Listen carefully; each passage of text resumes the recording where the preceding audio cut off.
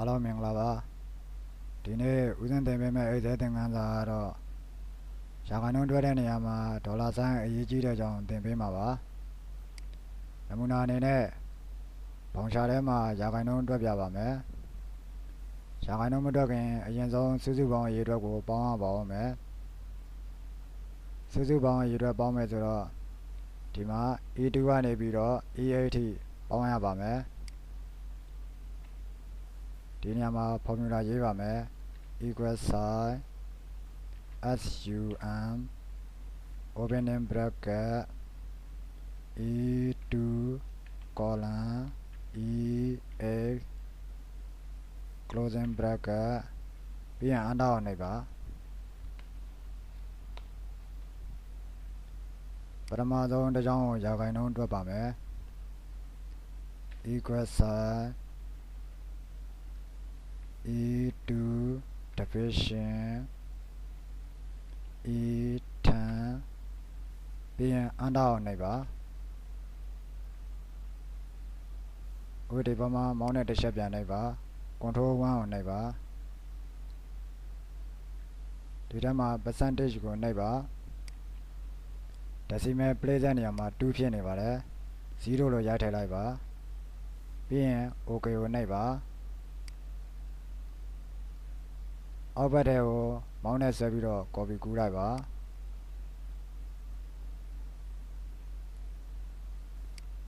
ဒီမှာဆိုလို့ရှိရင်တကယ်တမ်းပြင်မယ်ဆိုလို့ရှိရင်တစ်ခုချင်းစီလိုက်ပြီးတော့ပြင်နေရမှာပါဒီမှာနမူနာအနေနဲ့တစ်ခုပြင်ပြပါမယ်ပြင်မယ်ဆိုတော့ F2 ကိုနှိပ်လိုက်ပါဘာဖြစ်နေလဲဆိုတော့ဒီမှာ E က11ဖြစ်နေပါတယ်အမှန်တကယ်တမ်းဆို E10 ဖြစ်ရပါမယ် E10 လို့ပြောင်းလိုက်ပါမယ်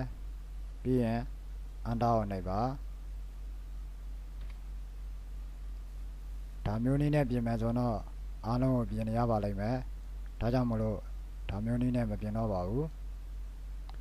အပေါ်ဆုံးတစ်ကြောင်းကိုပဲပြင်လိုက်ပါမယ်အပေါ်ဆုံးတစ်ကြောင်းကိုမောင်းနဲ့တစ်ချက်နှိပ်လိုက်ပါ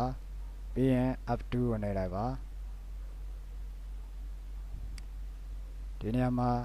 ဒေါ်လာဆိုင်ရိုက်ထည့်လိုက်ပါပြီးရင်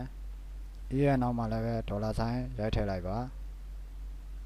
ပြီးပြီဆိုတော့အန္တအောင်နှိပ်လိုက်ပါအောက်မှာမှားနေတဲ့ຢာတွေကိုဖြတ်လိုက်ပါအောင်းနဲ့ဆက်ပြီးတော့ delete ကိုနှိပ်လိုက်ပါ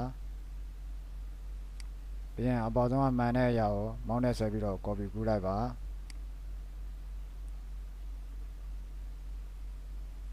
ရသွားပါပြီဒါတွေအားလုံးရာခိုင်နှုန်း100ပြည့်မပြည့်အောက်မှာပေါင်းကြည့်လို့ရပါတယ် equal sign sum opening bracket g2 colon g8 closing bracket ပြီးရင်အန္တအောင်နေပါရာခိုင်နှုန်း100ပြည့်ပါတယ်ဒီလောက်ဆိုရင်တော့နားလည်မယ်လို့ထင်ပါတယ်